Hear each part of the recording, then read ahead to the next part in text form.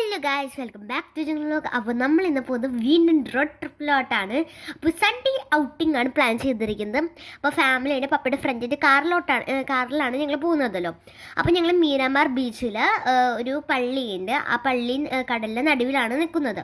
അപ്പോൾ അത് കാണാൻ വേണ്ടിയിട്ട് ഞങ്ങൾക്കൊരു ആഗ്രഹം. അപ്പോൾ ഞങ്ങൾ അതിന് വേണ്ടി പോവുകയാണ്. അപ്പോൾ ഞങ്ങൾ അവിടേക്ക് എത്തണത് കാണിച്ചു തരാം കേട്ടോ. അപ്പോൾ കുറച്ചധികം വണ്ടികളൊക്കെ ഉണ്ടായിരുന്നു, ട്രാഫിക് ബ്ലോക്കൊക്കെ ഉണ്ടായിരുന്നു. ഗൈസ്, ഇതാ കാണുന്നതാണ് പള്ളി. സൈഡിലൊക്കെ പാറകളും അങ്ങനെയൊക്കെ ഉണ്ട്. പിന്നെ ഞങ്ങൾ നടന്നു പോകണം. ഞാൻ തൊപ്പി തലയിൽ വെച്ചിട്ടുണ്ട്. നല്ല വെയിലുണ്ടെന്ന് പറയാട്ടോ നമുക്ക്.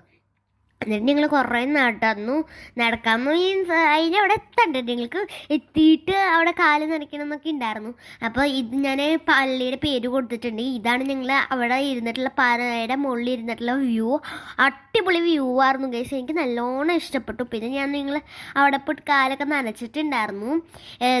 അവിടെ കുറേ ആൾക്കാർ കുളിക്കാനും പിന്നെ നീന്താനും. ഇതിന് ആഴമില്ല കേട്ടോ ഗൈസ്. ഈ ഒരു കടലിൽ ആഴമില്ല. പിന്നെ എവിടെ തിരിഞ്ഞാലും ഇതാണ്. പിന്നെ ഞങ്ങൾ എസ്വിനോയ്ക്കാണ് പോയത്. എസ്വിനോയിലെ ബാസ്കറ്റ് ബോളിൻ്റെ പരിപാടികൾ നടക്കുന്നുണ്ടായിരുന്നു. അപ്പോൾ അതാണ് നിങ്ങളിതിപ്പോൾ കാണുന്നത്.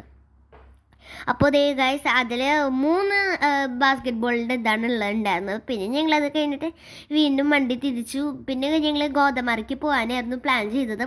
അപ്പോഴത്തേക്കും കുറേ സമയമാവുമെന്ന് കരുതി. അത് കാരണം കൊണ്ട് ഞങ്ങൾ അത് പ്ലാനിൽ വിട്ടു. അപ്പോൾ നെക്സ്റ്റ് റോഡ് ട്രിപ്പിൽ അതായിരിക്കും ഉണ്ടാവുക കേട്ടോ. പിന്നെ ഞങ്ങളിത് പോണ വഴിക്ക് ഇങ്ങനെയായി. അപ്പോൾ ഇത്രയ്ക്കുള്ളൂ. ചാ.